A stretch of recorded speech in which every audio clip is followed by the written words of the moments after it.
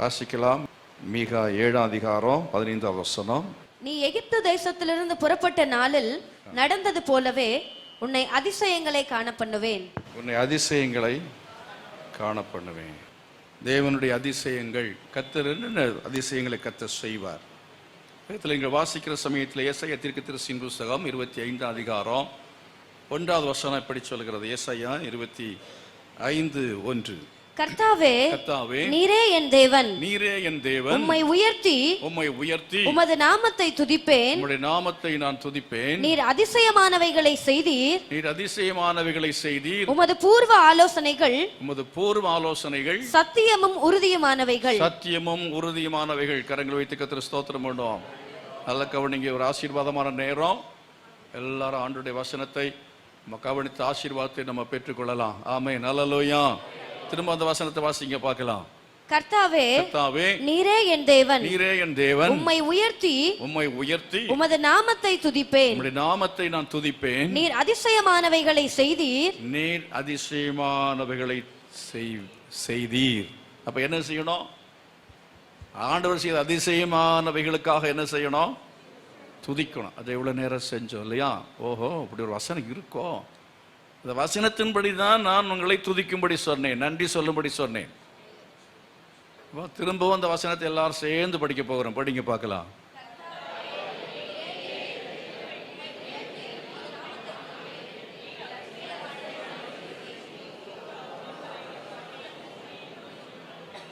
அந்த வசனம் என்ன சொல்கிறது? நான் உம்மை உயர்த்தி உடைய நாமத்தை துதிப்பேன். அப்ப கர்த்தர் என்ன செய்வாரா? இன்னும் அதிசயமானவைகளை செய்வார். நன்றி இல்லாதவர்களாக இருக்கக்கூடாது, நன்றி உள்ளவங்களாக அவர் செய்த அதிசயங்களுக்காக கர்த்தர் என்ன செய்ய வேண்டும்? துதிக்க வேண்டும். அப்பொழுது கர்த்தர் இன்னும் அதிசயங்களை உங்களுக்கு அவர் செய்வார். வாசித்து பாருங்கள். ஆபகுக் தீர்க்கதரிசியின் புஸ்தகம் 1ஆம் அதிகாரம் 5வது வசனம். ஆபகுக் 1ஆம் அதிகாரம் 5வது வசனம். நீங்கள் புறஜாதிகளை நோக்கி பார்த்து ஆச்சரியப்பட்டு பிரமியுங்கள். விவரிக்கப்பட்டாலும் நீங்கள் விசுவாசியாத ஒரு கிரியையை உங்கள் நாட்களில் நடப்பிப்பேன். நீங்க விசுவாசியாத கிரியைன்னா நீங்க இதுவரை விசுவாசிக்காமல் இருந்திருக்கலாம். நீங்கள் விசுவாசியாதவங்களால் விசுவாசிக்க முடியாத கிரியையை, நீங்கள் நம்ப முடியாத ஒரு கிரியையை உங்கள் நாட்களில் என்ன செய்வேன்? நடப்பிப்பேன். எத்தனை பேர் நீங்க இந்த வசனத்துக்காக கர்த்தரை ஸ்தோத்திரம் பண்றீங்க? அல்லேலூயா. விசுவாசியாத ஒரு கிரியையை உங்களுக்கு கர்த்தர் என்ன செய்வேன்? நடப்பிப்பேன் என்று சொல்கிறார். ஆபிரகாமுடைய வாழ்க்கையிலே அவனுக்கு 75 வயதில் அவனுக்கு குழந்தை இல்லாமல் இருக்கும். 25 வயது வரையிலும் குழந்தை இல்லை. அவன் குழந்தைக்காக ஆண்டவர்கிட்ட கேட்கும் பொழுது அவனுக்கு கர்த்தர் சொன்னார், நான் உனக்கு ஒரு சந்ததியை தருவேன், உனக்கு ஒரு புத்திரன் தருவேன், உனக்கு குமாரனை தருவேன், உனக்கு உன்னுடைய ஜனம் பெரிதா இருக்கும் என்றெல்லாம் சொன்னார். விசுவாசிக்கவே முடியாத காரியம். ஆனாலும் ஆபிரகாம் அதை என்ன செய்தான்? விசுவாசித்தான் என்று வேதம் சொல்லுகிறது. ஆகவே சில காரியங்கள் கர்த்தர் சொல்லுகிறது நமக்கு விசுவாசிக்கவே முடியாது. விசுவாசிக்க நம்பவே முடியாத காரியங்களை கர்த்தர் நம்மிடத்துல சொல்லுவார். ஆண்டவர் சின்னவன் ஆயிரமும் சிறியவன் பலத்த ஜாதியுமாவான், கர்த்தராகிய நான் அதை ஏற்ற காலத்தில் செய்வேன் என்று சொல்லும் பொழுது 10-15 விசுவாசிகள் தான் இருந்தார்கள். அப்போ அந்த நாட்களிலே கர்த்தர் சொல்லும் பொழுது அதை விசுவாசிக்க முடியாது. 1000 பேர் உள்ளதான சபை என்பது அந்த நாட்டில் பார்ப்பது அரிது. எங்கேயோ ஒன்று சென்னையில் 1-2 இருந்தது.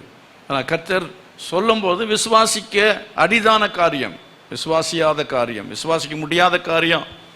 ஆனால் அதை விசுவாசிக்கும் பொழுது கர்த்தர் என்ன செய்யறார்? விசுவாசித்து அதற்கான காரியங்களை செய்யும் பொழுது, அதான் சொன்னேன், அதுக்கு காரியங்களை நம்ம செய்யணும். ஆலயத்தை கட்டுகிற சமயத்தில் என்ன விசாலமாய் கட்டுகிற வேளையில கர்த்தர் அந்த இடத்தையும் அப்படியே நிரப்புகிறார். ஆமென். விசாலம் அன்னைக்கு தேவையில்லை, 300 பேருக்கு தான் இடம் தேவை. 300 பேருக்காக அஸ்திபாரம் போட திட்டமிடப்பட்டு அதுக்கு பிறகு 1000 பேர் உட்காரக்கூடிய அளவிலே அது பெரிதாக கட்டப்பட்டது.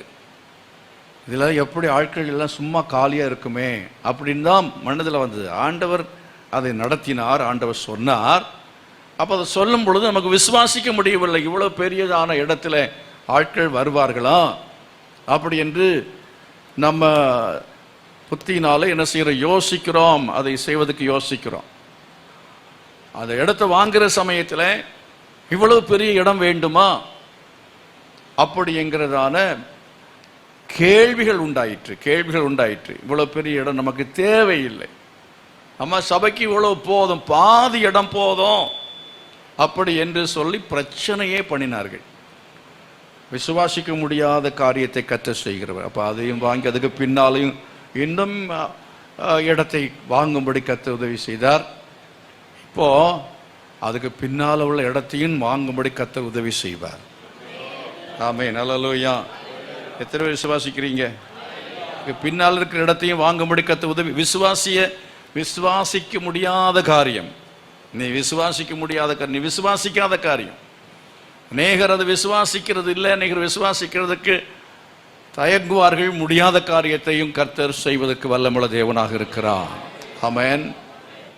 எபிரேயர் நிருபத்தில் நீங்கள் 11ஆம் அதிகாரத்தில் கடைசி வசனத்தை வாசித்து பாருங்கள். எபிரேயர் 11 கடைசி வசனம். அவர்கள் நம்மை அல்லாமல் பூரணராகாதபடிக்கு விசேஷித்த நன்மையானதொன்றை வசனத்தை படிங்க. இவர்கள் எல்லாரும் விசுவாசத்தினாலே நற்சாட்சி பெற்றும் வாக்குத்தத்தம் பண்ணப்பட்டதை அடையாமற் போனார்கள். நீங்க இன்னொரு வசனத்தை படிக்கல. எபிரேயர் 11ஆம் அதிகாரத்தில் 13வது வசனம். இவர்கள் எல்லோரும் வாக்குத்தத்தம் பண்ணப்பட்டவைகளை அடையாமல் தூரத்திலே அவைகளை கண்டு நம்பி அணைத்துக் கொண்டு, சின்னவன் 1000 சிறியவன் பலத்த ஜாதியுமாவான். அப்போ பலத்த ஜாதி ஆகிறதுக்கு என்னுடைய வாழ்க்கையில் இன்னும் இருக்கிற கொஞ்ச நாட்களில் நடைபெறாத எனக்கு தெரியாது. பலத்த ஜாதின்னு அர்த்தம் என்ன? ஆண்டவர் ஆயிரங்களை பல்லாயிரக்கணக்கான நிலைமையிலே இந்த சபையை ஆண்டவர் பெருகச் செய்வார். விசுவாசிக்கிறீங்களான்னு நான் கேட்குற சமயத்தில் நீங்கள் ஒன்றும் விசுவாசிக்கிற மாதிரி தெரியல. ஏன்னா பல்லாயிரக்கணக்கான பேருக்கு பேராசை. எனக்கு இல்லை, உங்களுக்கும் இல்லை. இது இவ்வளவு ஆட்கள் வந்து ரட்சிக்கப்பட்டு இந்த சபையில் வருவது என்பது என்னன்னா, நம்ம சாத்தானுக்கு விழுகிற அடி. ஆமென், அல்லேலூயா.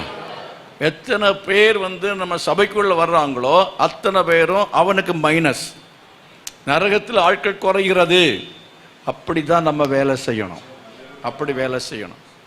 நான் 4 பேரை சபை கொண்டு போனால் எனக்கு என்ன பிரயோஜனம்? அவருக்குத்தானே பிரயோஜனம். எனக்கு என்ன பிரயோஜனம்? எனக்கு ஒரு பிரயோஜனம் இல்லை. எனக்கு என்ன பிரயோஜனம்? நான் வந்து 3 வேளை சாப்பிட்றதுக்கு சாப்பாடு எப்படியும் கிடைக்கும், எனக்கு கொடுத்துறதுக்கு துணி எப்படி வேணா கிடைக்கும்.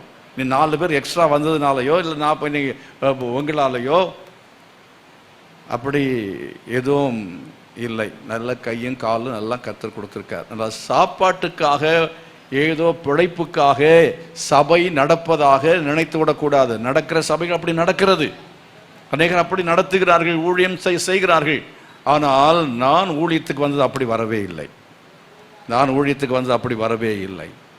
ஆண்டவர் உண்மையாக ஊழியத்துக்கு அழைத்தார்.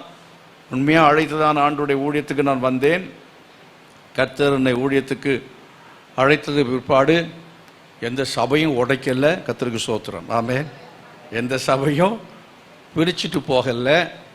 ஆனால் எவன் எல்லாம் எந்தெந்த இடங்கள்லாம் எந்தெந்த காலங்கள்லாம் சபையை பிரிச்சுட்டு போனானோ உடைச்சானோ அவனுக்கு பூரண ஆயுசு முதல்ல இல்லை. சென்னையில் அப்படி பாஸ்டர் மோகனுடைய சபையில் நல்லா வச்சிருந்தார் ஒருத்தர். அவர் எல்லாருக்கும் அவர் பாஸ்டர் மோகனை விட அவர் பேர் தான் தெரியும். இவ்வளோ பிரபலமாக இருந்தார். உடைச்சிட்டு போனவர் பார்த்தீங்கன்னா அப்புறம் கொஞ்ச நாளில் குடும்பம் உடஞ்சி போச்சு. குடும்பம் உடஞ்சி மனைவி ஒரு பக்கம், பிள்ளைங்க ஒரு பக்கம், இவர் ஒரு பக்கம். அதனால சபை நடக்கத்தான் செய்யுது. கடைசியில் பார்த்தா பரிதாபமாக கடைசியில் கொஞ்ச நாளைக்கு முன்னே செத்து போயிட்டார். ஆகும்போது அழுறதுக்கு மனைவி இல்லை, பிள்ளைங்க இல்லை, அநாத மாதிரி அவருடைய அடக்காரதில் அவருடைய சரத்தை வைத்திருந்த பார்த்து எனக்கு பரிதாபமாக இருந்துச்சு. இப்படி தான் நிறைய பேரை பார்க்குறோம்.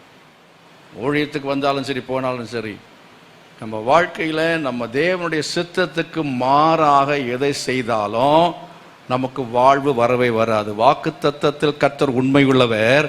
ஆனால் தேவனுடைய சித்தத்துக்கு எதிராக முரண்பாடாக எதையும் செய்யக்கூடாது. அப்படி செஞ்சால் கர்த்தர் என்ன செய்ய மாட்டார்னா, அவர் நம்மை பேச மாட்டார். அப்புறம் நம்ம திருத்தி கொள்ளாவிட்டால், நம்ம திரும்ப அந்த இடத்துக்கு வர வேண்டும் என்றால் காலதாமதமாகும். ஏன் 100 வயதில் அவனுக்கு பிள்ளை கொடுக்கணும்? நேரமே கொடுக்கலாம் இல்லையா? ஆண்டவர் உன் ஜாதி பெரிதாக்குவேன் எல்லாம் சொன்னார். ஆனால் கர்த்தர் அவனுக்கு பிள்ளையே கொடுக்கவில்லை. காரணம் என்னவென்று சொன்னால், அவனுடைய வாழ்க்கையில் இருந்ததான தவறான காரியங்கள் ஒன்று. என்ன? அவிசுவாசம். அவிசுவாசத்தினாலே அவன் என்ன செய்தான்? ஆகாரை மறுமனையாட்டியாக சேர்த்து கொள்ளும்படியான மனைவியினுடைய ஆலோசனையை கேட்டான். சில சமயத்தில் நமக்கு விசுவாசம் இருக்கும், ஆனால் அந்த விசுவாசத்தை பக்கத்தில் இருக்கிறவங்க கெடுத்து போடுவாங்க. பக்கத்தில் இருக்கிறவங்க கெடுத்துருவாங்க. மனைவி ஆர்கள் ஜாக்கிரதை. என்ன இப்படி சொல்றாரு? கணவனுக்கு ஆண்டவர் சொன்னா கனவுல சொல்லியிருப்பார், இல்லை வசனத்தின்படி சொல்லியிருப்பார்னா அதுல நீங்க தலை போட்டு நிறுத்தக்கூடாது. கர்த்தருக்கு ஸ்தோத்திரம். ஆனா அதே வேளையில கணவன் முட்டாள்தனமா ஏதாவது முடிவெடுக்கிறாருன்னா அதுல கொஞ்சம் ஜாக்கிரதை, கவனமா. நீங்க நல்லா ஜோம் பண்ணீங்களா? உட்காந்து ஜோம் பண்ணி பார்ப்போம், அது சரியானு பார்ப்போம், இது கர்த்தர் தான் சொன்னாரா அப்படி என்று சொல்லி நீங்கள் தடுக்கவும் வேண்டும். ஆனால் எப்போதும் அவிசுவாசம் அவிசுவாசம் அவிசுவாசம், அதெல்லாம் நடக்காது, இதெல்லாம் முடியாது, அது நடக்காது, முடியாது, நடக்காது, முடியாது, நெகட்டிவாக பேசிக்கொண்டே இருக்கக்கூடாது. என்னை பலப்படுத்துகிற கிறிஸ்துவினால் எல்லாவற்றையும் செய்ய எனக்கு பலன். புருஷனை பார்த்து உங்களால் முடியும் அப்படின்னு சொல்லணும். உங்களால் முடியும். உங்களால் என்ன முடியும்? நீ எல்லாம் லாய்க்க கிடையாது அப்படின்னு சொன்னீங்கன்னா கர்த்தர் பெரிய காரியங்களை அதிசயங்களை உங்கள் குடும்பத்தில் செய்யவே மாட்டார். உங்க பிள்ளைகளை பார்த்து சொல்லுங்க, உன்னால முடியும்ப்பா, உன்னை கர்த்தர் ஆசீர்வதிப்பார், உயர்த்துவார் அப்படின்னு சொல்லி பாசிட்டிவா என்ன செய்யணும்? பேசணும். பாசிட்டிவா பேசுங்க. அப்படி பேசுகிற சமயத்தில் கர்த்தர் என்ன செய்வார்? பெரிய காரியங்களை உங்கள் வாழ்க்கையிலே, உங்கள் பிள்ளைகளுடைய வாழ்க்கையிலே அவர் செய்வார். எபிரேயர்கள் என்ன வாசித்தோம்? தூரத்தில் கண்டு அணைத்து கொண்டு. இப்போ தூரத்தில் கண்டார்கள், அணைத்து கொண்டார்கள். குழந்தை பெற்றானே தவிர அவனுக்கு அந்த பலத்த ஜாதியை பார்க்கும்படியாக அவன் காலத்தில் நடக்கவே இல்லை. அதே போல சின்னவன் 1000 சிறியவன் பலத்த ஜாதியும் ஆவான் என்று கர்த்தர் இந்த சபைக்கு சொன்ன வார்த்தையை அவர் நிறைவேற்றுவாரா, நிறைவேற்ற மாட்டாரா? நான் தூரத்தில் காண்கிறேன். இந்த தூர பார்வை உங்களுக்கு எனக்கும் வேணும். தூரத்தில் பார்க்கணும். இன்றைக்கு இருக்கிறத பார்த்து அப்படி செய்யக்கூடாது. தூர பார்வை. 10 ஆண்டுகளுக்கு பிறகு அப்படின்னு ஒரு தூர பார்வை இல்லை, 100 ஆண்டுகளுக்கு பிறகுன்னு சொல்லி அரசாங்கத்துக்கு ஒரு தூர பார்வை இருந்திருந்தென்றால் சென்னை தண்ணீர்ல என்ன செய்யாது? மிதக்காது. இன்னைக்கு எப்படி நடு ரோட்ல வீட்டை கட்டுறது? ஆமா, எப்படியா லஞ்சத்தை கொடுத்து லஞ்சத்தை வாங்கி, இன்னைக்கு எனக்கு லஞ்சம் கிடைத்தா, பணம் கிடைத்தா போதும், நாளைக்கு இந்த பட்டணம் எப்படி இருக்கும், நாளைக்கு எதிர்காலம் இப்படி இருக்கும், அப்படிப்பட்ட யோசனையே என்ன இல்லை. பதவியில் இருப்பவர்களுக்கு, அதிகாரத்தில் இருப்பவர்களுக்கு இல்லை. உன் குடும்பத்தில் கர்த்தர் அதிசயத்தை செய்ய வேண்டும் என்று சொன்னால் ஊரை பற்றி உனக்கு ஒரு தூர பார்வை இருக்க வேண்டும். உலகத்தை பற்றி ஒரு தூர பார்வை இருக்கு, உன் குடும்பத்தை பற்றி ஒரு தூர பார்வை இருக்கு, உன் பிள்ளையை பற்றி ஒரு தூர பார்வை இருக்க வேண்டியது அவசியம். அது ஒரு தூர பார்வை. வாக்கு தத்தத்தை பெற்றுக்கொண்டு அந்த வாக்கு தத்தத்தின் அடிப்படையில் ஒரு தூரத்தில் கண்டு அணைத்து கொண்டார்கள். ஆமென், அல்லேலூயா. அருமையானவர்களே, அந்த விசுவாசத்திலே என்ன செய்யணுமோ அதை செய்ய வேண்டும். என்ன செய்யணும்? என்ன செய்யணும்? நான் காலைல சொன்னேன், கண்ணை மூடி என்ன செய்யணும்? விசுவாசிக்கணும். எல்லாம் கண்ணை மூடி விசுவாசிங்க.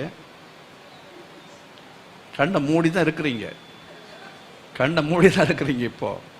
ஆமாம், அற்புதம் நடக்கவே நடக்காது, அதிசயம் நடக்கவே நடக்காது. வசனத்தை கேட்கறதான சமயத்தில் கண்ணை மூடிக்கிட்டு இருக்கிறவங்க வாழ்க்கையில் கர்த்தர் அதிசயங்களை செய்ய மாட்டார்.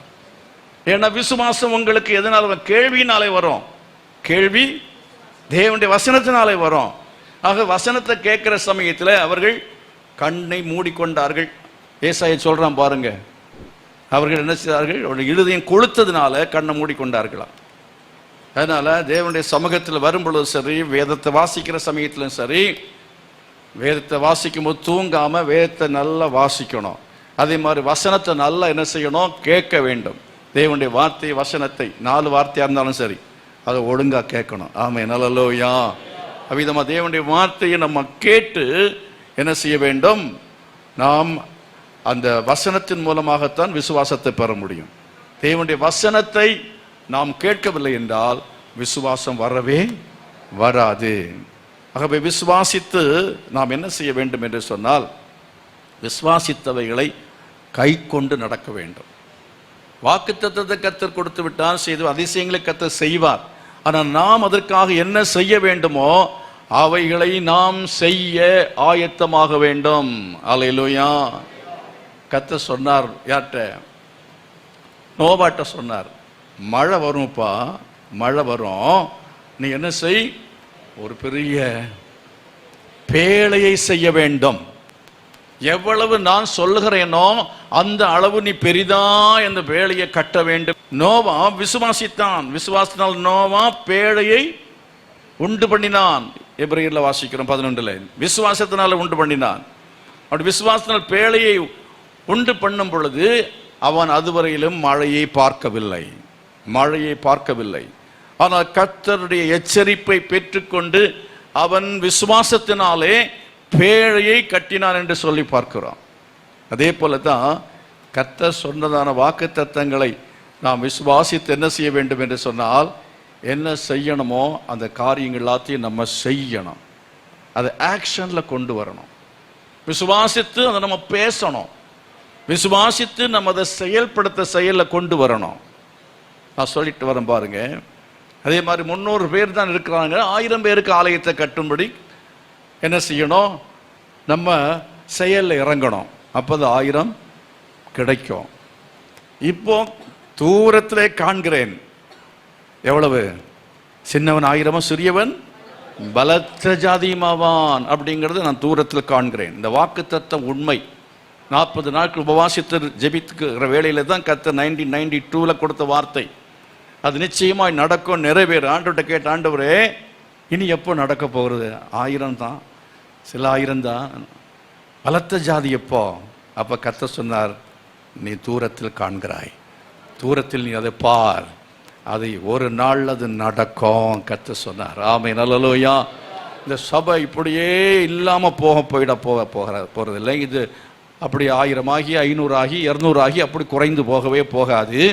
இது என்ன செய்யும்? கர்த்தருடைய வருகை மட்டும் இருக்கும். கர்த்தருடைய வருகை நாட்களில் இது பலத்த ஜாதியாய் வளர்ந்திருக்கும். கரங்களை வைத்து கர்த்தரை மையப்படுத்துவோமா? உனக்கு விரோதமாய் உருவாக்கப்படும் எந்த ஆயுதமும் வாய்க்காதே போகும். ஆபிரகாமுக்கு வாக்குத்தத்தம் கொடுத்தவர் ஆபிரகாமோடு கூட இருந்தார். அவனுக்கு விரோதமாய் எத்தனை பேர் எழும்பினாலும், இஸ்ரவேலுக்கு விரோதமாய் எத்தனை பேர் எழும்பினாலும் இஸ்ரவேலை அசைக்கவே முடியாது. ஆகையால் பிரியமானவர்களே, நம்ம என்ன செய்யணும்? என்னதான் சொல்றது வர்றீங்க நீங்க எப்போ அப்படின்னு கேட்குறீங்க. என்னதான் செய்யணும்னு சொல்றீங்க. என்ன, நம்ம இடத்தை என்ன செய்யணும்? விசாலமாக்கணும். இடத்தை விசாலமாக்கணும். இதை நான் சொல்றதுக்கு இன்னைக்கு வரவில்லை. ஆனால் ஆவியானவர் ஏவி அதற்கு நேராக என்னை நடத்தி கொண்டிருக்கிறார். ஆகினால் இந்த ஆராதனையிலே கர்த்தர் பேசுகிறார். என்ன செய்ய வேண்டும்? உங்க தனிப்பட்ட வாழ்க்கையிலும் சரி, நீங்கள் விசுவாசத்தோடு காரியங்களை செய்வதற்காக அடியெடுத்து வைக்க வேண்டும், அடியெடுத்து வைக்க வேண்டும். அதே போல விசுவாசத்தோடு கூட நாம் இடத்தை விசாலமாக்குகிற காரியத்தில், ஆலயத்தினுடைய விரிவாக்க திட்டங்களிலே நாம் செயல்படுவோம் என்றால் நிச்சயமாகவே அதில் நாமும் பங்குள்ளவர்களாக இருப்போம். ஆமென். அதன் பலனை பரலோகத்தில் கர்த்தர் நமக்கு ஒவ்வொருவருக்கும் அவர் தருவதற்கு வல்லமுள்ள தேவனாக இருக்கிற எத்தனை பேர் விசுவாசிக்கிறீங்க? ஏனோக்கு அவன் என்ன செய்தான்? வாஸ்துபார் எபிரேயர் 11 சொல்ல, ஏனோக்கு அவன் விசுவாசத்தினாலே அவன் நற்சாட்சி பெற்றான், காணப்படாமல் எடுத்துக்கொள்ளப்பட்டான் என்றால் அவன் தேவனை தேடுகிறவர்களுக்கு பலனளிக்கிறவர் என்று அவன் விசுவாசித்தான். கரங்களை வைத்து கர்த்தரை மையப்படுத்துவான். தேவனை தேடுவர்களுக்கு பலன் அளிக்கிறவர் என்று விசுவாசிக்க வேண்டும். அவன் விசுவாசித்தான். அவனுடைய விசுவாசம் என்ன? தேடுவர்களுக்கு பலன் அளிக்கிறவர் என்கிற விசுவாசம். நீ விசுவாசித்தால் என்ன செய்யணும்னு சொன்னா, கர்த்தர் பலன் அளிக்கிறவர் என்று விசுவாசிக்கணும்.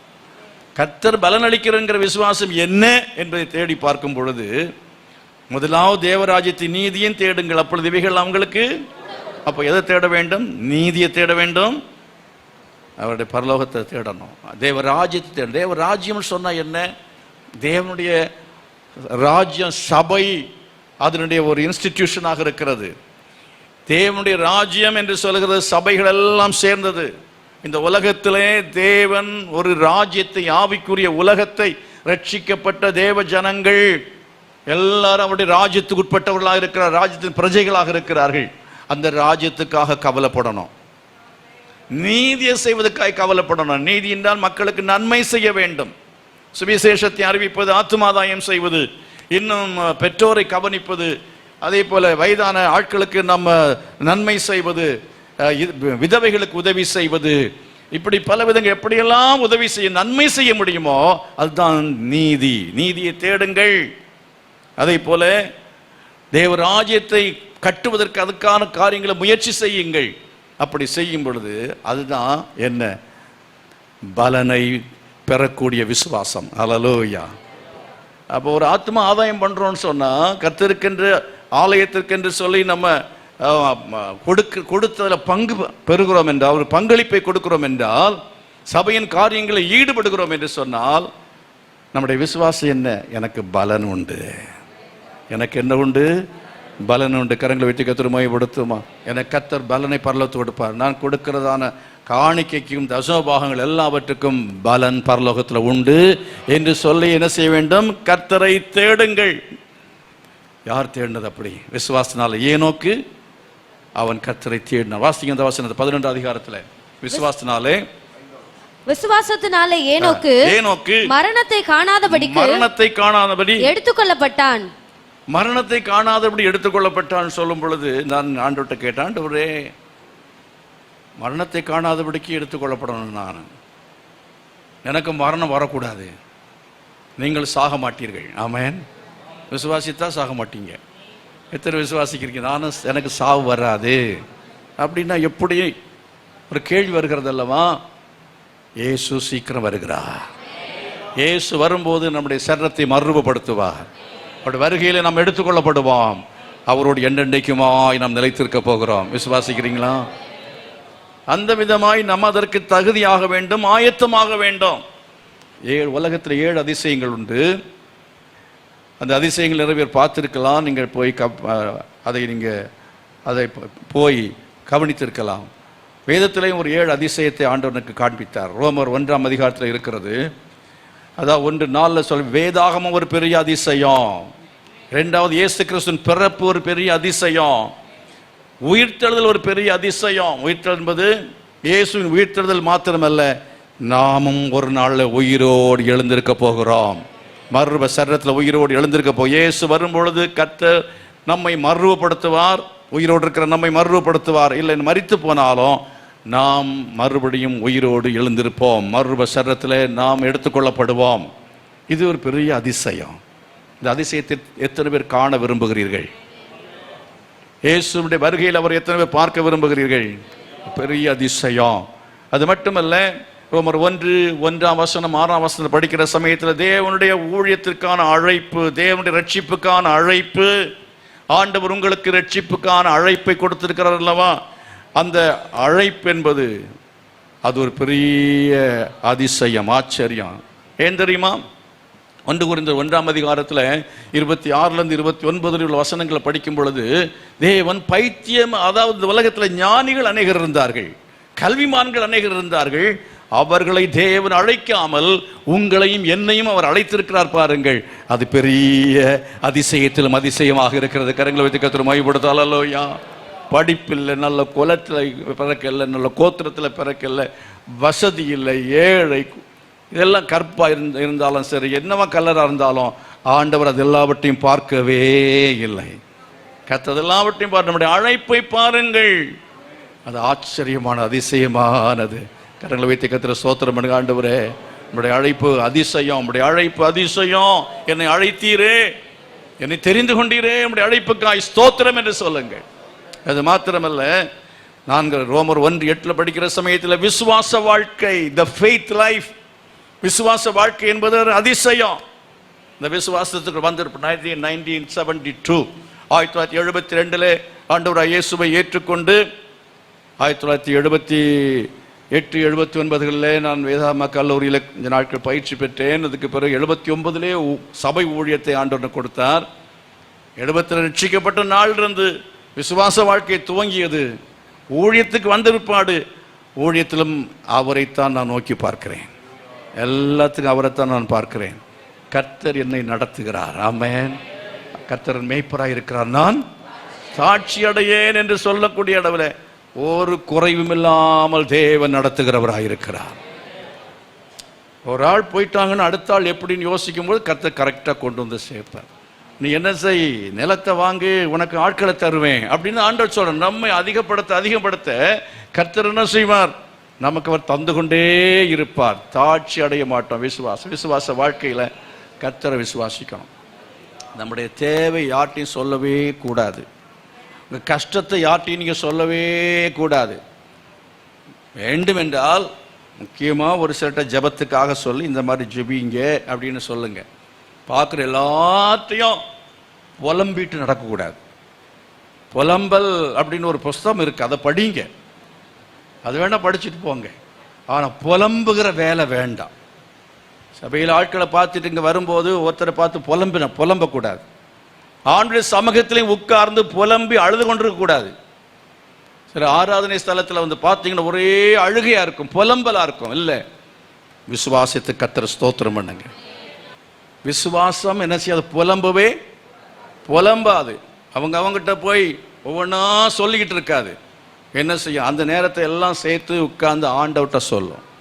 நீ மனுஷன்கிட்ட அதிகமாய் சொன்னால் கர்த்தர் அதிசயங்களை செய்ய மாட்டா. நீ மனுஷன்கிட்ட சொல்றதை குறைக்கணும், ஆண்டவர்கிட்ட சொல்லுகிறதை அதிகமாக்க வேண்டும். சத்தமாண்டவர் மையப்படுத்துவோம். ஹல்லேலூயா. ஆகினால விசுவாசத்தினால் தான் என்ன செய்வான்? நீதிமான் பிழைப்பான். பின்வாங்கி போவானால் அவன் மேலே நாத்துமா என்ன செய்யாது? பிரியமாய் இராது என்று சொல்லி இருக்கிறது. ஆகினால விசுவாச வாழ்க்கை நம்ம தரிசித்து நடவோம். என்ன செய்கிறோம்? விசுவாசித்து நடக்கிறோம். ஆண்டவர் செய்யட்டும் அப்புறம் இல்லை, நீங்க செய்யுங்க. கர்த்தர் சொல்றார். அவர் என்ன செய்யட்டும்? அவர் எனக்கு இதை கொடுக்கட்டும், அப்புறம் ஞானஸ்நானம் எடுக்கிறேன். இல்லை, நீ ஞானஸ்நானம் எடு முதல்ல. ஆமென். நீ ஞானஸ்நானம் எடு. தரிசித்து விசுவாசத்தோடு நீ ஞானஸ்நானம், விசுவாசத்தோடு நீ ஆலயத்துக்கு வா, விசுவாசத்தோடு நீ என்ன செய்? மனம் திரும்பு. விசுவாசத்தோடு நீ ஞானஸ்நானம் எடு. விசுவாசத்தோடு நீ என்ன செய்? ஆண்டவர் எனக்கு என்ன செய்யட்டும்? என்னுடைய கடன் எல்லாம் போக்கணும், ஆண்டவனுடைய கஷ்டமெல்லாம் நீக்கி எனக்கு பெரிய வீடு காரெல்லாம் கொடுத்துட்டான், நான் நிறைவா இருந்த பிறகு ஆண்டவருக்கு கொடுப்பேன். நீ விசுவாசித்து நீ கொடுக்க ஆரம்பிப்பாய் என்றால் கர்த்தர் வானத்தின் பலகணிகளை திறந்து இடங்கொள்ளாமல் போக மட்டும் நான் உன்னை ஆசீர்வதிக்க மாட்டேனோ என்று அதனால நீ சோதித்து பார் என்று சொல்கிறார். ஆமென். சத்தமா கர்த்தரை மகிமைப்படுத்துங்க. விசுவாசித்து கொடுத்தவங்க எல்லாரும் கர்த்தர் அதிசயங்களை செய்திருக்கிறார். எத்தனை பேருக்கு அதிசயம் செய்திருக்கிறான்? எல்லா கையும் உயருதே. உண்மைதானா? ஆண்டவருக்கு என்று இந்த ஆலயத்தில் 20 வருஷம் 25 வருஷம் 30 வருஷம் இருக்கிற ஆட்கள் உண்டு. அப்ப இருந்தே சில ஆட்கள் கொடுத்தவங்க யாருமே கெட்டு போகவில்லை, தரித்திரராகவில்லை. கர்த்தரை ஆசீர்வதித்திருக்கிறார். கொடுக்கிற காரியத்தில், ஊழியம் செய்கிற காரியத்தில் எல்லாம் பின்தங்கி இருக்கிற ஆட்களுடைய வாழ்க்கையில ஆச்சரியமாய் அதிசயமாய் கர்த்தரை நடத்தவே முடியாது. நடத்தவில்லை. ஆண்டவருடைய நடத்துதலை பார்க்க முடியாது.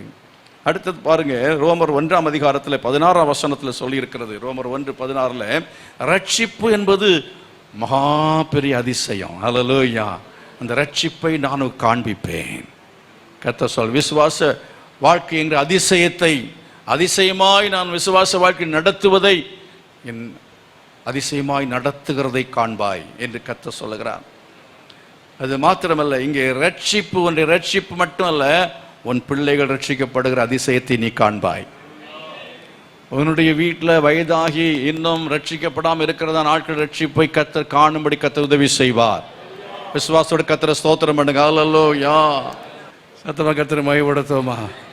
எத்தனை விசுவாசிக்கிறீங்க? உன் குடும்பம் எல்லாம் ரட்சிக்கப்படும். கர்த்தர் இயேசு கிறிஸ்து விசுவாசி, அப்பொழுது நீயும் உன் வீட்டாரும் ரட்சிக்கப்படுவீர்கள். நீயும் உன் வீட்டாரும் ரட்சிக்கப்படுவீர்கள். விசுவாசிக்கிறீங்களா? விசுவாசித்தா உன் குடும்பம் ரட்சிக்கப்படும். விசுவாசித்தா கர்த்தர் அதிசயத்தை உன் குடும்பத்தில் செய்வான். உன் உறவினர்கள் ரட்சிக்கப்பட, நண்பர்கள் ரட்சிக்கப்பட, அயலகத்தார் ரட்சிக்கப்படத்தக்கதாக கர்த்தர் உங்களை எடுத்து பயன்படுத்துவார். ரட்சிப்பு என்பது அதிசயம். ஐயோ, இந்த எதிர் வீட்டுக்காரன் எப்படி ரட்சிக்கப்படுவானா? நிச்சயமா ரட்சிக்கப்படுவான்.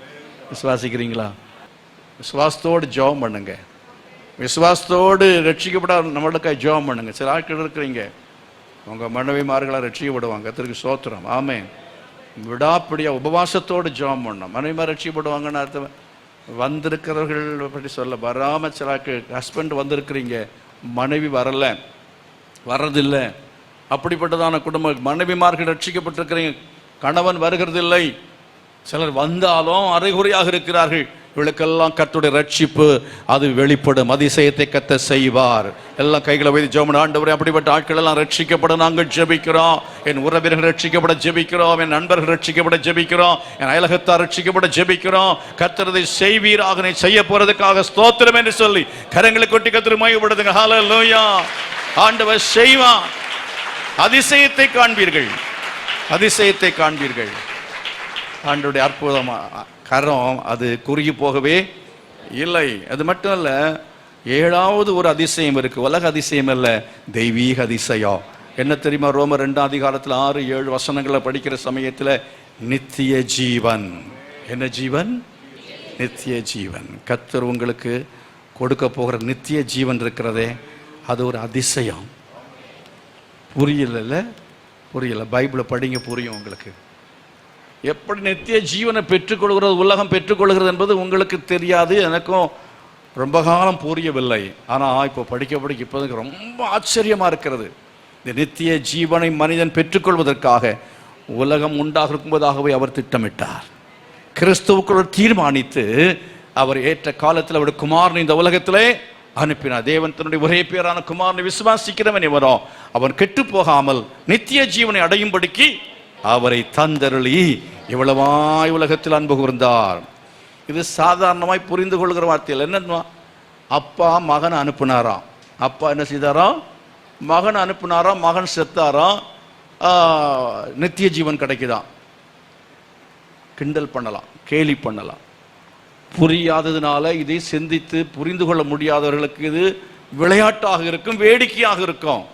ஆனால் தேவனுடைய அவருடைய அந்த திட்டம், அவருடைய அறிவு, அவருடைய காரியங்களை நம்ம அறிந்து கொண்டோம் என்றால் நம்ம அப்படி நினைக்கவே மாட்டோம். அல்லேலூயா. அதாவது நான் ஏற்கனவே பல இடத்துல பல முறை நான் பேசியிருக்கிறேன். What is the philosophy of the plan of God, இல்லைன்னா the salvation, ரட்சிப்பு, நித்திய ஜீவனுடைய தத்துவத்தை குறித்து தான் ரோமர் நிருபத்திலையும் கலாத்திய நிருபத்திலையும் இன்னும் எபேசிய நிருபத்திலையும் எபிரேய நிருபங்கள்லாம் அப்போஸ்தலனாகிய பவுல் எழுதியிருக்கிறார். நம்ம இந்த புஸ்தகங்கள் படிக்கவே மாட்டோம், புரியாது. ரட்சிப்பின் திட்டத்தை பற்றிய தத்துவங்களை அப்போஸ்தலனாகிய பவுல் எழுதி வைத்திருக்கிறார். அதை ஒவ்வொரு வசனமாக ஜெபம் பண்ணி ஆண்டவரே இந்த அதிசயங்களை காணும்படி கண்களை திறந்தரணும்னு சொல்லணும்.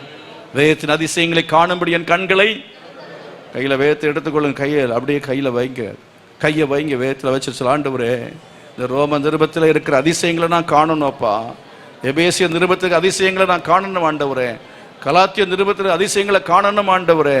எபிரேய நிருபத்திற்கு அதிசயங்களை காண வேண்டும் ஆண்டவரே. வேதத்தில் 66 புஸ்தகத்திலையும் இருக்கிற அதிசயங்களை காண வேண்டும். ஹல்லேலூயா. என்ன அதிசயம்? இயேசு கிறிஸ்துவாகிய அதிசயத்தை இந்த வேதத்தில் நீங்க பார்க்க முடியும். இயேசுவாகிய அதிசயம். ஹல்லேலூயா. தேவ சமூகத்தில் நம்ம எல்லாரும் எழுமிஞ்சிருப்போமா? எல்லாரும் எழுமிஞ்சிருப்போம். ஆண்டோட கேளுங்க, ஆண்டவரே நம்முடைய அதிசயங்களை நான் காணும்படி என் கண்களை திறந்தருளும். உனக்கு அருகாமையில் இருக்கிறது கர்த்தர் அதிசயமான ஒரு காரியத்தை உன் வாழ்க்கையில் அவர் செய்ய போகிறார். அது உன் அருகில் தான் இருக்கிறது. நீ கர்த்தரை நோக்கி நீ முறையிட்டு கொண்டிருக்கிறாய். கர்த்தர் சொல்லுகிறார், உன் அருகில் நீ கண்களை திறந்து பார். ஓ ஆகாரே, உனக்கென்று நான் ஒரு ஊற்றை நான் வைத்திருக்கிறேன். நீ இதுவரை கண்ட ஊற்றல்ல, இதுவரை கண்டதான ஆசீர்வாதம் அல்ல, இதுவரை கண்டதான நன்மை அல்ல, ஒரு பெரிதான நன்மையை உன் குடும்பத்துக்கு நான் வைத்திருக்கிறேன், உன் சந்ததிக்கு என்று வைத்திருக்கிறேன். அதை நீ அடையத்தக்கதாக உன் அருகில் இருக்கிறதை காணும்படியாக உன் கண்களை திறக்கிறேன் என்று கர்த்தர் சொல்லுகிறார். ஆமென், ஹல்லேலூயா. ஓ, உன் கண்கள் திறக்கப்படுகிறது, உன் கண்கள் திறக்கப்படுகிறது, உன் கண்கள் ஆசீர்வாதத்தை காணும்படியாய் கண்கள் திறக்கப்படுகிறது. இனி நீ அழுது கொண்டிருக்க வேண்டிய அவசியம் இல்லை, நீ புலம்பிக் கொண்டிருக்க வேண்டிய அவசியம் இல்லை. அற்புதம் கடந்து வருகிறது, அது வாசற்படியிலே நிற்கிறது. ஏன் உள்ளே இன்னும் வர முடியாதபடிக்கு இருக்கிற தடைகளை தகர்த்து போடுகிற கர்த்தர் சொல்லுகிறார், ஓ, நீ உன் பாவங்களை அறிக்கை செய், உன் அக்கிரமங்களை அறிக்கை செய், உன் பாவத்தை அறிக்கை செய்து அக்கிரமத்தை அறிக்கை செய்து நீ மனம் திரும்பும் பொழுது கர்த்தர் சொல்லுகிறார், உன் வாழ்க்கையில அதிசயம் நடக்கும், உன் வாழ்க்கையில அதிசயம் நடக்கும். இதுவரை நீ பார்க்காத அதிசயத்தை உன் வாழ்க்கையில பார்க்க போகிறாய். உன் வாக்குத்தத்தங்கள் எல்லாவற்றை கர்த்தர் நிறைவேறும்படியாய் செய்ய போகிறார். விசுவாசத்தோடு கர்த்தரை மகிமைப்படுத்த, ஆண்டவரே, என் சரீரத்திலே ஒரு அதிசயம் நடக்கட்டும், என் சரீரத்திலே ஒரு அதிசயம் நடக்கட்டும், என் சிந்தையிலே ஒரு அதிசயம் நடக்க வேண்டும். ஓ பாபாலா சந்தரா தீபாலா பௌஷியா, அப்படி ஆவில நிரம்பி எல்லாரும், ஆவில எல்லாம் நிரம்பி எல்லாரும், ஓ ஹல்லேலூயா, தெய்வீக தரிசனங்களை காணும்படி கர்த்தர் உதவி செய்வாராக. ஓ, தெய்வீக வரங்களை பெற்றுக்கொள்ளும்படியாய் கர்த்தர் உதவி செய்வாராக. தெய்வீகமான அற்புதமான செயல்களை இந்த வேளையில் அனுபவிக்கும்படியாய் கர்த்தர் உதவி செய்வாராக. ஓ ஹல்லேலூயா, முச்சடியிலே காட்சி கொடுத்ததான அந்த தேவாதி தேவன் உங்களுக்கு இந்த வேளை தரிசனங்களை கொடுப்பாராக. ஓ ஹல்லேலூயா. Glory, glory, glory, glory to God. Thank you Jesus. Praise the Lord. நல்ல கைகளை வைத்து ஆண்டவருடைய சமூகத்தில், ஓ, கர்த்தர் செய்த அற்புதமான காரியங்களுக்காய் ஸ்தோத்திரம் பண்ணிக்கொண்டே இருங்கள், ஸ்தோத்திரம் பண்ணிக்கொண்டே இருங்கள். வாக்குத்தத்தங்களுக்காய் கர்த்தரை ஸ்தோத்திரம் பண்ணிக்கொண்டே இருங்கள். அந்த வாக்குத்தத்தம் உடைய வாழ்க்கையில நிறைவேறும். சில வாக்குத்தத்தங்கள் இதுவரை நிறைவேறாவிட்டால் இனி அது நிறைவேற போகிறது. ஓ, உன் குடும்பத்துக்கு கர்த்தர் கொடுத்த வாக்குத்தத்தத்தை ஆண்டவர் என்றைக்காவது ஒரு நாள் நிறைவேற்றத்தான் போகிறார். ஓ ஹல்லேலூயா, உன் குடும்பம் ரட்சிப்பை பார்க்க போகிறது, உன் குடும்பத்தில் அதிசயங்கள் நடக்க போகிறது. விசுவாசத்தோடு கரங்களை கொட்டி கர்த்தரை மகிமைப்படுத்துங்கள். ஹல்லேலூயா. Thank you Jesus. Praise the Lord. Hallelujah. Glory to God. உன்னை அதிசயம் காண செய்வே, நீ அற்புதம் கண்டிடுவாய். உன்னை அதிசயம் காண செய்வே, நீ அற்புதம் கண்டிடுவாய். இன்று வாக்களித்த தேவன் இன்று நிறைவேற்ற வந்து விட்டார். என்று வாக்களித்த தேவன் இன்று நிறைவேற்ற வந்து விட்டார். உன்னை அதிசயம் காண செய்வேன், நீ அற்புதம் கண்டிடுவார்.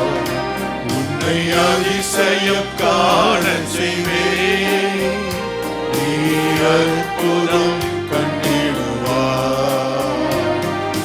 வழி திறக்கும் அதிசயம் நடந்திடுவே,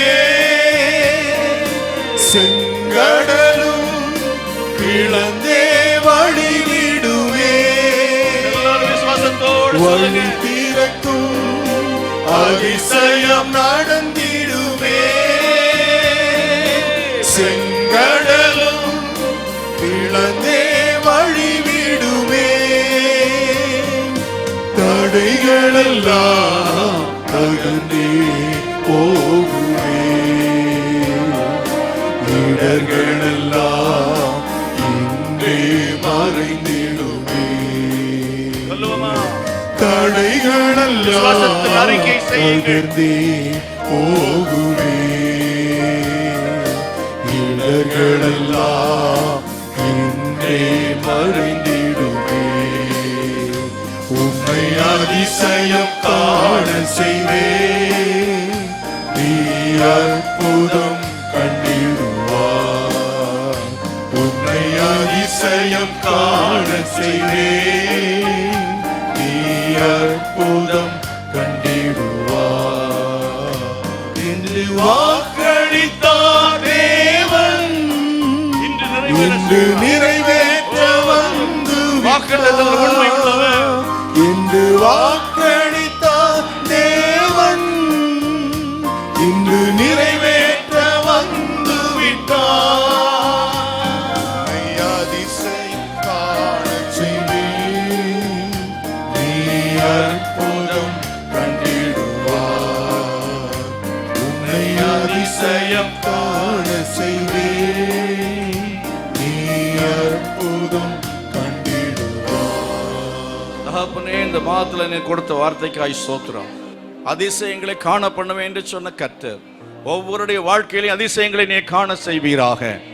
தகப்பனே, இதுவரை அதிசயமாய் நடத்தி வந்ததான வழிகளை மற்றவர்களுக்கு விவரித்து சொல்லும்படியாய் கிருபை செய்யும். அதிசயமான காரியங்களை செய்ததற்காக நன்றி உள்ளவர்களாய் உம்மை தொழுது கொள்ள, ஆராதிக்க, உம்மை சேவிக்கத்தக்கதாக ஒவ்வொருக்கும் உதவி செய்யும்படியாய் ஜெபிக்கிறேன்.